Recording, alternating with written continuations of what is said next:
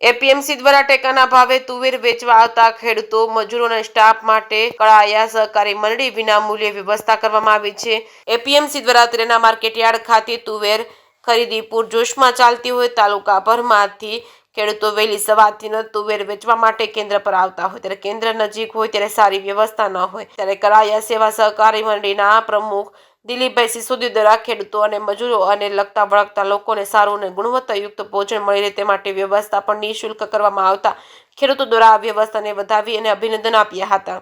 જે કેસની ગુજરાતી સાથે પ્રતાપ સિસોદિયા, માળિયા હાટીના. હું ચેતનભાઈ ચૌહાણ આજ રોજ માળિયા એપીએમસી ખાતે કરાયા ગીર સેવા સહકારી મંડળી તરફથી જે લોકો તુવેરના ટેકાના ભાવે તુવેર વેચાણ માટે ગામડે ગામડેથી ખેડૂત આવે છે કે જે લોકોને સવારે 5 વાગ્યાથી લઈ અને જ્યાં સુધીનો તોલ ન થાય ત્યાં સુધી અહીં રહેવું પડે છે. તો આજુબાજુમાં રોડ ઉપર પણ ક્યાંય જમવાની વ્યવસ્થા ન હોય, જેથી આજરોજ કળાયા ગીર સેવા સહકારી મંડળી તરફથી અને એના પ્રમુખ શ્રી દિલીપભાઈ સિસોદિયા તરફથી તમામ ખેડૂતો,